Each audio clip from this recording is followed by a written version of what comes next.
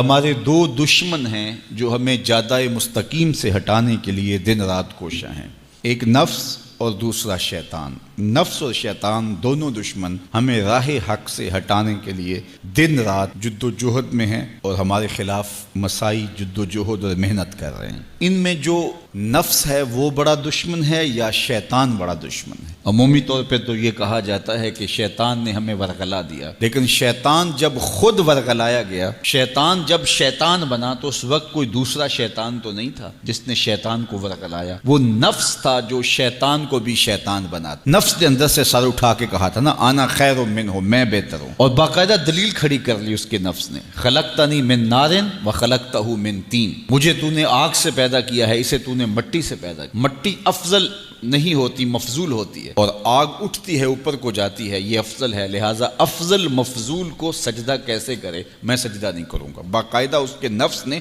ایک دلیل تراشی۔ اللہ اگر چاہتا اس کی دلیل کے بخی و دھیڑ کے رکھ دیتا، لیکن اللہ تعالیٰ نے اس کی دلیل کا جواب دینے کی بجائے کہا جا میرے دربار سے نکل جا۔ اس نے کہا مالک مجھے مہلت دے دے، کہا جا قیامت تک تجھے مہلت۔ اللہ اکبر۔ تو اب شیطان کو شیطان بنانے والا نفس ہے جس نے اندر سے کھڑے ہو کے کہا انا خیر منہ، میں بہتر ہوں۔ اس میں نے شیطان کا بیڑا غرق کر، انانیت اسے کہتے ہیں، انا خیر منہ، اس سے انانیت ہے، میں بہتر ہوں۔ ایک بزرگ تھے، انہوں نے ساری زندگی اپنی زبان پہ لفظ میں نہیں آنے دیا۔ وہ فرماتے تھے یہ وہ لفظ ہے جس نے شیطان کا بیڑا غرق۔ تو وہ اس مفہوم کو ادا بھی کرنا چاہتے تو بالفاظ دیگر کر۔ کسی نے سنا کہ فلاں شخص ہے، اس کی زبان پہ کبھی میں کا لفظ نہیں آیا، تو اس نے کہا لو اس کی زبان پہ یہ لفظ کیوں نہیں آیا، میں جاتا ہوں اور ان کی زبان پہ یہ لفظ آئے ہی آئے۔ ہر شخص کی اپنی ترجیحات ہوتی ہے۔ ایک مہم پہ نکلا کہ ان کی زبان پہ لفظ میں لے کر آنا گیا۔ حضرت بیٹھے تھے، حضرت ایک مسئلہ پوچھنے آیا ہوں۔ بیٹا پوچھئے۔ کہا شیطان کو کس چیز نے برباد کیا تھا؟ حضرت اب تو بولیں گے نا کہ میں نے اس کا بیڑا غرق کیا تھا، تو کہوں گا جیسے بھی زبان پہ لفظ تو آ گیا، اور شیخ بھی بڑے سمجھدار تھے، سمجھ گئے اس کی نیت کے کھوٹ کو کہ یہ کیوں آیا ہے اور یہ مسئلہ کیوں پوچھ رہا۔ ہر مسئلہ تفہیم کے لیے نہیں پوچھا جاتا، اس کے مقاصد اور بھی ہوتے ہیں، اور اہل اللہ کو اللہ نے وہ بصیرت دی ہوتی ہے جو سائل کے انداز سے سمجھتے ہیں کہ اس کے مقاصد۔ تو کہا حضرت پوچھنے آیا ہوں کہ شیطان کو کس چیز نے برباد کیا؟ حضرت فرمانے لگے نماز کا ٹائم ہو گیا، ابھی جماعت کھڑی ہونے والی ہے، نماز کے بعد اس پہ بات کر۔ خیر نماز ہوئی، سلام پھرا تو حضرت خود فرمانے لگے کسی نے پوچھا تھا کہ شیطان کو کس چیز نے برباد کیا، جواب دینا چاہ رہا ہوں کس نے پوچھا تھا؟ جھٹ کھڑا ہو گیا میں نے۔ کہا بس اسی نے اس کا بیڑا غرق کر دیا۔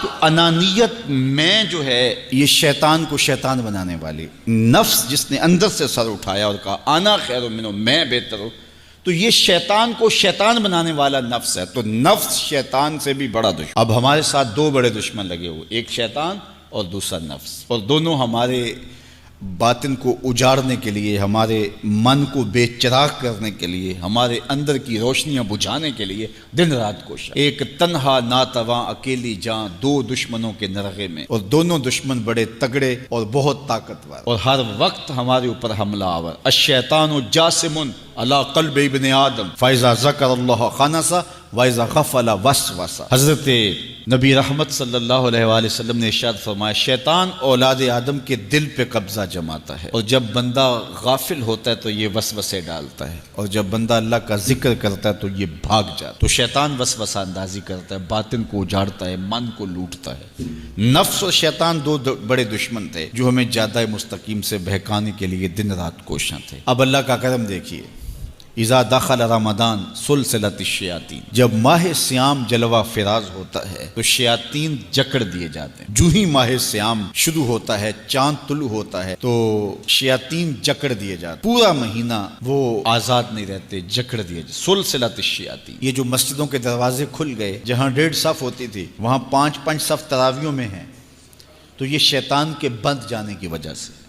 لیکن مہنگائی کا طوفان ہے، بد نگاہی ہے، بد تہذیبی ہے، جھوٹ ہے، دیگر امور بد بھی جاری ہیں، یہ نفس کے موجود ہونے کی، نیکی کا ماحول پیدا ہوا یہ شیطان کے بند جانے کی وجہ، لیکن ہماری برائیاں بدستور موجود ہیں یہ نفس کے موجود ہونے کی وجہ سے۔ اب ہمارے لیے آسانی یہ ہو گئی کہ دو دشمن تھے جن کا ہمارے سے مقابلہ تھا، ایک نفس اور دوسرا شیطان۔ ہمارے لیے یہ سہولت ہو گئی کہ ہمارا ایک دشمن باندھ دیا گیا، اب دشمن ایک ہے جس سے ہم نے ماہ سیام میں اور وہ دشمن کون کون سا ہے؟ نفس۔ اب نفس کا مقابلہ اتنا آسان بھی نہیں، یہ بہت ڈاڈا دشمن ہے، اندر کا دشمن ہے، گھر کا بھیدی ہے۔ باج فقیراں کسے نہیں ماریا، باہو ظالم چور اندر داہو۔ یہ بڑا سخت اور بڑا شدید قسم کا دشمن ہے۔ یہ اس کی چالیں بہت باریک، شیطان کی چالیں بھی بڑی باریک ہیں اور نفس کی چالیں اس سے بھی زیادہ باریک۔ اب کیسے مقابلہ کریں گے؟ شیطان بھی ہماری متاع عمل کو لوٹنا چاہتا ہے، حتیٰ کہ ہمارے ایمان کو برباد کرنے پر تلا ہوا ہے، اور نفس بھی چالیں چل رہا ہے، اور ہم اپنی زندگی لاؤبالی میں گزارتے چلے جا رہے ہیں۔ ہمیں پتہ ہی نہیں کہ ہم موت کے کتنا قریب ہو رہے ہیں، اور شیطان ہمارے اوپر، نفس ہمارے اوپر حملہ آور ہے، اور یہ چاہتے ہیں ٹھیک ہے یہ چلتا رہے، یہ رسمی زندگی گزارتا رہے، کوئی بات نہیں، اس کے اندر کو ہم لوٹ لیں۔ اور یہ دونوں دن رات لگے ہوئے۔ ماہ سیام آیا تو ہمارا ایک دشمن بند گیا، ہمیں تھوڑی سی سہولت مل گئی۔ اب ایک ہی دشمن باقی ہے جس سے مقابلہ کرنا باقی ہے، اور وہ ہے نفس۔ اب نفس سے مقابلہ کیسے ہوگا؟ تو کسی ایکسپرٹ سے پوچھیں کہ جناب نفس ہے، ہم کمزور ہیں، شیطان دشمن ہمارا بندہ ہوا ہے، 2 محاذ کھلے تھے تنہا جان کے لیے، ایک محاذ بند ہو گیا، اب ایک ہی محاذ ہے، مقابلہ کرنا ہے تو کیسے کرنا؟ اللہ اکبر۔ تو ہم اقبال کی بارگاہ میں عرض کیا کہ آپ بتائیے۔ وہ کہنے لگے میں آپ کو اپنے مرشد مولانا رومی کے پاس لے جاتا ہوں۔ رومی کے پاس اقبال لے کر کے گئے تو رومی نے کہا کہ میں آپ کو ایک اور شخص کا پتہ بتاتا ہوں، اور وہ اتنا کامل ہے اور اس شعبے میں اس قدر ایکسپرٹ ہے۔ اس نے کہا ہفت شہر عشق را اتار گشت، ما ہنوز اندر خمیں یک کوچام۔ عشق کے 7 شہر حضرت شیخ فرید الدین اتار گھوم چکے ہیں، اور ہم پہلے شہر کی پہلی گلی کے کونے میں کھڑے ہیں۔ یعنی اتنا بڑا شخص شیخ فرید الدین علیہ رحمہ، تو کہا وہ بتائیں گے تمہیں کہ نفس کا مقابلہ کیسے کرنا ہے۔ رومی کہتے ہیں کہ وہ میرے بھی استاد ہیں، رومی کہتے ہیں کہ وہ میرے بھی ہادی و مرشد ہیں۔ جس عشق کے شہر میں میں داخل ہوا ہوں اور ابھی کونے پہ کھڑا ہوں، اس طرح کے 7 شہر وہ گھوم کے بھی آئے ہیں۔ آؤ ان سے پوچھتے ہیں کہ جناب نفس قابو کیسے کریں؟ تو شیخ فرید الدین اتار نے کہا نفس نتواں کشت الا باسے چیز، بات گوئم یاد گیرش اے عزیز۔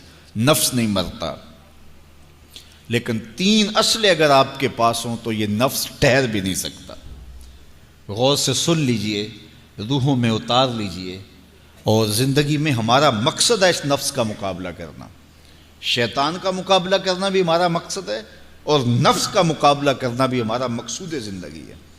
ساری زندگی فریب میں ہم میں نہیں گزارنی، زندگی تیزی کے ساتھ گزر رہی ہے اور ہم آغوش موت میں اترنے والے ہیں۔ تو یہ ڈاڈے دشمن ہماری متاع عمل لوٹ رہے ہیں، ہمارے کیے ہوئے عمل کو عجب سے، تکبر سے، ریاکاری سے برباد کر دیتے ہیں۔ ہمیں پہلے عمل کی طرف جانے نہیں دیتے، پھر عمل کے اندر وسوسے ڈالتے ہیں، پھر عمل ہو جائے تو اس کو پھر برباد کرنے کی کوشش کرتے ہیں۔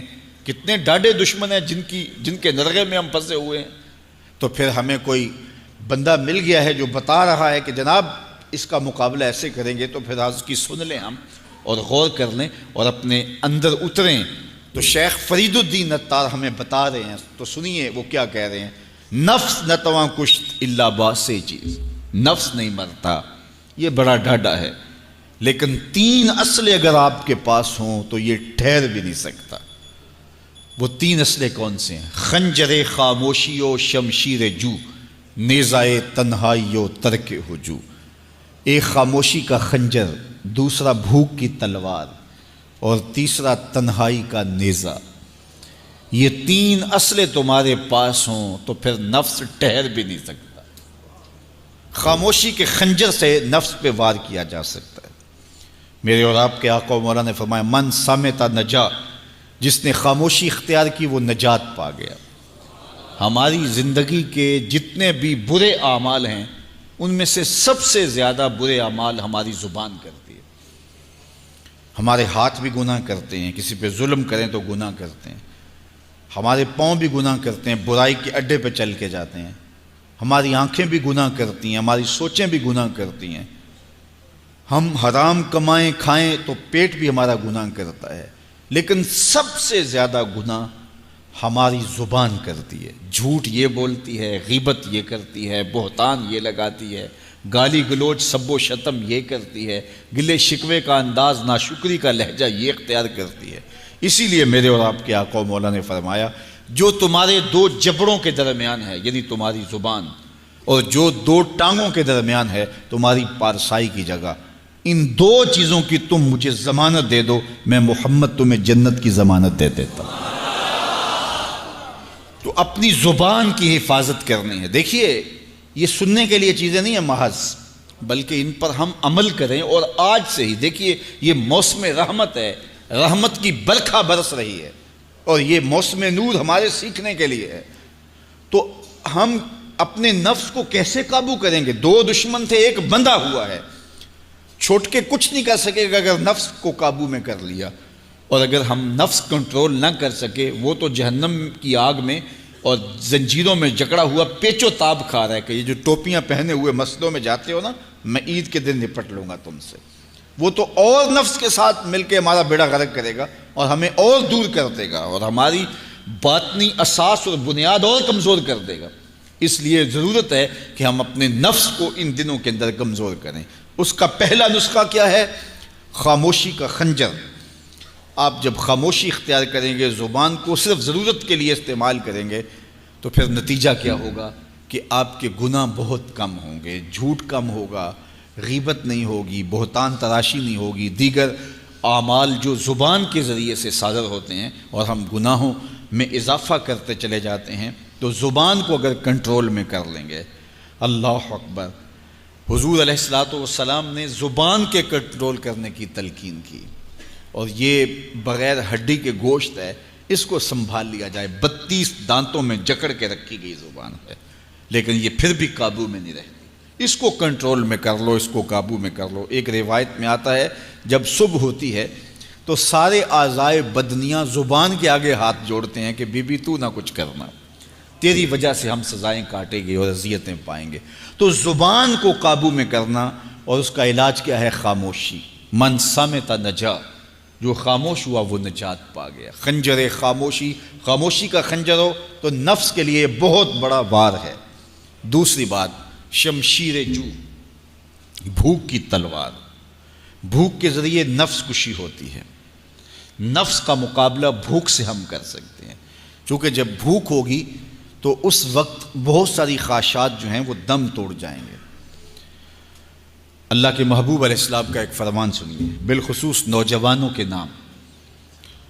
یا معاشر الشباب من استطاع منکم الباء فلیتزوج فإنه اغض للبصر واحسن للفرج فمن لم یستطع فعلیہ بالصوم فإنه له وجاء۔ فرمایا اے جوانوں کے گروہ، تم میں سے جو نکاح کرنے کی طاقت رکھتا ہے وہ دیر نہ کرے، جلدی نکاح کر لے۔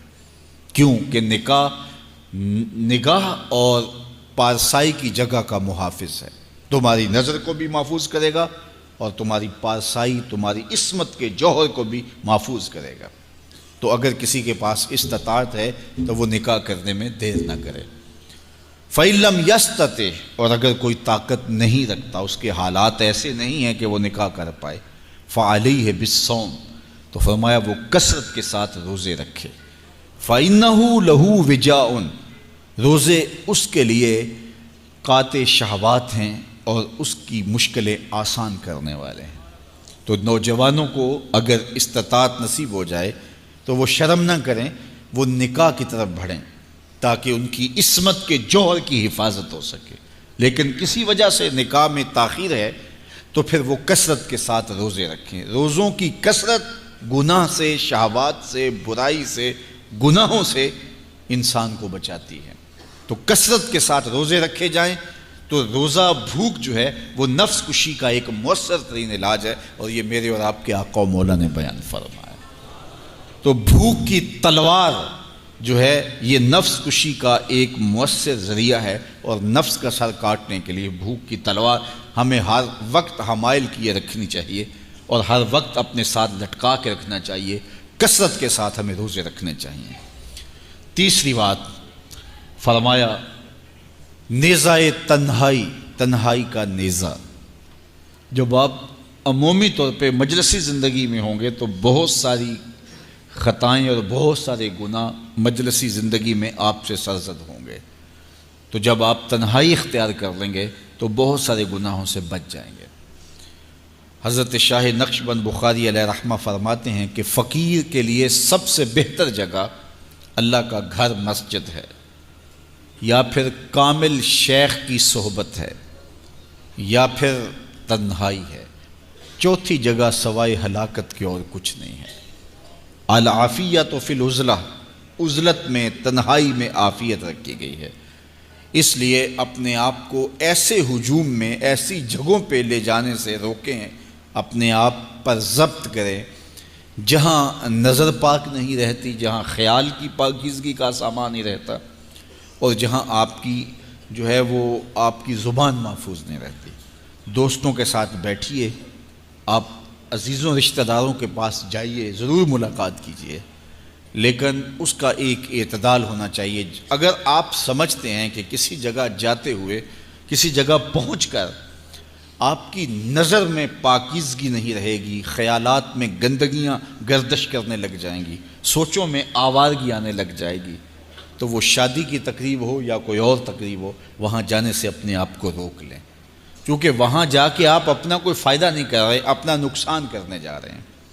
تو جہاں آپ کو یقین ہو کہ آپ وہاں اپنے آپ کو بچا نہیں پائیں گے، اپنی حفاظت نہیں کر پائیں گے، تو وہاں سے تنہائی بہتر ہے، وہاں سے عزلت بہتر ہے۔ تو یہ تین چیزیں ہم اگر کر لیں تو یہ نفس کشی کا ایک مؤثر ذریعہ ہے۔ اب ماہ صیام کے اندر اللہ تعالیٰ یہ تینوں چیزیں ہمیں نصیب کرتا ہے۔ ہم زیادہ بولتے نہیں ہیں، روزے سے ہوتے ہیں، بلکہ فرمایا اگر تم سے کوئی شخص بحثے، کوئی الجھے، کوئی لڑائی کرنا چاہے، بدتمیزی کرے، تو اس سے کہو انی صائم، میں روزہ رکھا ہوا ہے۔ اور اسی طرح بھوک تو میسر ہوتی ہی ہوتی ہے۔ اور تیسری بات کہ عزلت بھی میسر ہو جاتی ہے، اس میں آپ ذکر کے لیے، فکر کے لیے، روزے میں آپ تلاوت کلام مجید کے لیے تنہائی اختیار کرتے ہیں۔ تو گویا روزہ ایک ایسی تربیتی ورکشاپ ہے کہ جس کے ذریعے سے آپ کے نفس کی تہذیب ہو جاتی ہے۔ جب نفس قابو میں آ گیا، نفس کنٹرول میں آ گیا، نفس کو آپ نے کمزور کر لیا، تو شیطان چھٹ کے بھی کچھ نہیں کر سکے گا، کیونکہ شیطان ہمارے اوپر حملہ کرتا ہے نفس کے ذریعے سے۔ باہر کا دشمن ہے اور نفس اندر کا دشمن ہے۔ ہمارے دیہاتوں میں چوری ہو جائے نا تو بوڑھے بزرگ مل کے بیٹھ جاتے ہیں کہ بتاؤ چوری کیسے ہوئی، تو ایک نقطے پہ سارے متفق ہوتے ہیں، اور وہ نقطہ یہ ہوتا ہے کہ کوئی اندر کا بھیدی ضرور ہے۔ جب تک کوئی اندر کا بندہ نہیں تو باہر سے کوئی آ کے از خود چوری نہیں کر سکتا، تو کوئی اندر کا بندہ ضرور موجود ہے۔ نفس اندر کا بھیدی ہے اور شیطان باہر سے آ کر حملہ آور ہونے والا ہے۔ اس لیے شیطان کو اندر آنے کا موقع نفس دیتا ہے۔ نفس کو ہی کمزور کر لیجئے، وہ آپ کا ساتھی بن جائے، نفس امارہ، نفس مطمئنہ بن جائے، اور وہ نفس جو برائی کا حکم دیتا ہے وہ نفس امارہ کہلاتا ہے۔ اور جب وہ کثرت ذکر سے، عبادت سے نفس مطمئنہ بن جاتا ہے تو پھر وہ شیطان کے لیے رکاوٹ کا ذریعہ بن جاتا ہے اور آپ کی زندگی محفوظ ہو جاتی ہے۔ اور یہ ہمارا کام ہے، یہ ہمارے کرنے کا وظیفہ ہے۔ دیکھیے حضرت انسان کو اللہ نے اختیار دیا، زندگی دی، فہم دیا، ادراک دیا، گناہ کی قوتیں اور نیکی قوتیں ساری اس کے ساتھ لگی ہوئی ہیں۔ اس نے صرف ایک لا ابالی شخص کی طرح زندگی نہیں گزارنی کہ جو سامنے آ گیا کھا لیا اور جو زبان پہ آ گیا بول دی، ایسا نہیں ہے۔ یہ تو انسان ہے، اس کو تو اپنی زندگی کی راہیں خود متعین کرنی ہے کہ میری دنیا آخرت کے لیے نفع بخش کیا چیز ہے اور نقصان دہ کیا چیز ہے۔ انا ہدیناہ السبیل اما شاکرا و اما کفورا، کہ ہم نے اس کو دونوں راہیں دکھا دی، وہدیناہ النجدین، اس کو پتہ ہے یہ اچھائی ہے یہ برائی ہے، اس نے اس سے اجالنا ہے اپنے اندر کو اور اپنے باطن کو سنوارنا ہے۔